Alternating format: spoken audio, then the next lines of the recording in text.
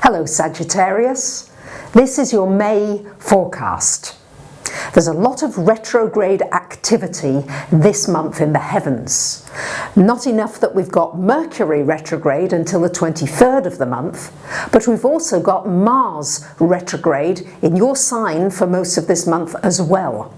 So what this means is it's more going to be a month for reflection, for reassessment, for reevaluating things in your life, rather than actually pushing forward with a new project, a new relationship, a new initiation of any kind. You see, Mars is a planet that likes to go forwards. If you look at the arrow, he's going forwards. He really doesn't like to go backwards. This is just not his style. So when he's going backwards, it's very important to really just lay off anything that involves the feeling of pushing forward. So if you are going to contest something, then this is not the month to do it. Wait until Mars goes direct, until the beginning of July, preferably.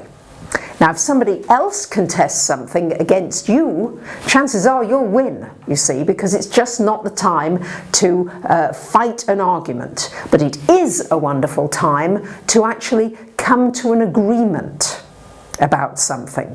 So this can be a time when people are less aggressive, less wanting to push their own view, and really ready to make a compromise and to see another person's perspective. And you may also want to practice that for yourself, Sagittarius, because Saturn is in your sign, and Mars also retrograde in your sign in this first house this month really means for you that it's important for you to really work on your self-image, to work on how you feel about the way you come across to other people, how you feel about the way you look. Everything about you is what you could be really working on during this month, and this could be very, very productive for you.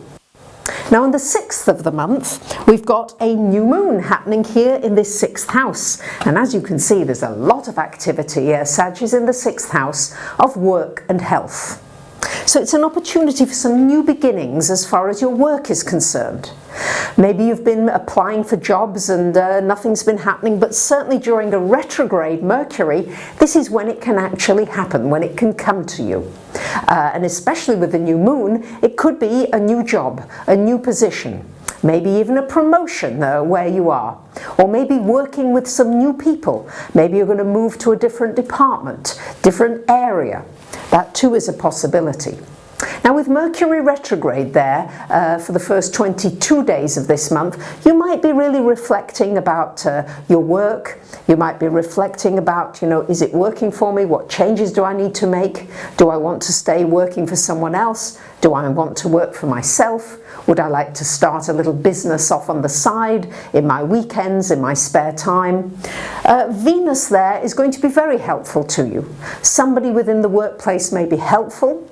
And also this is a wonderful time for new beginnings with your physical well-being, your physical health. Yes, it's not to say that you should go gung-ho on a new project because of course Mars is retrograde, but you could gradually build up, maybe look at your diet, look at what you're eating, what you're thinking about what you're eating. As well, Mercury retrograde is a wonderful time to think about your health, to think about the thoughts that you are creating that are affecting your physical well-being. Yes, are you fearful? Are you worrying about things? Well, worry, of course, does take a toll on our physical well-being. So you'll have an opportunity with Mercury retrograde to really think about things and to slow yourself down. Boy, is this a wonderful month to just make sure you take relaxation moments in between your jobs. If you can learn to do that, you will have accomplished a great deal, because you'll find if you take 5 or 10 minutes in between jobs, you're much more energized and you'll get a whole lot more done and you'll be much more productive. Now, on the 21st of May, we've got the Sun coming in your 7th house of relationships, and we've got a full moon in your sign also on the 21st of May in your 1st house. So this could bring a relationship situation to a head. It could well bring a new relationship into your life, especially as on the 25th we've got Venus coming into this 7th house of relationships as well. Well, for those of you looking for a love relationship, this certainly could be a nice month for meeting somebody. All I am going to suggest is that the Mars retrograde is that you go into it very, very slowly. I probably would avoid getting into a sexual relationship if you can, until Mars goes direct at the end of June. So if you can hold off, this would be better, so that you can see how the relationship unfolds once this Mars energy goes direct again. This full moon is really shining a light on Sagittarius, on you, because many of you with Saturn in your sign until 2017, you're going to be restructuring your life in many areas, really just creating many, many changes for yourself. And this too is probably going to be reflected in relationships. And this too can bring you a nice friendship into your life, or a nice business relationship. This certainly bodes very well the last week in the month for anything connected with relationships. So there you have it, really, my lovely Sagittarius. Pluto is in your 2nd house of finance. Many of you going through lots of issues, shall we say, financially, but you can transform your finances during this time. A big opportunity, because Pluto is vibrating very positively what's happening in your 6th house, so you may have an opportunity to really turn your finances around, to turn around the way you think about money, and in turn to bring more positivity into that area and more power, you taking control of your finances.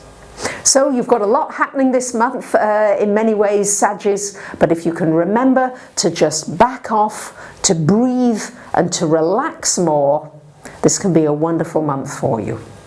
Thank you for commenting, sharing and subscribing. Bye for now.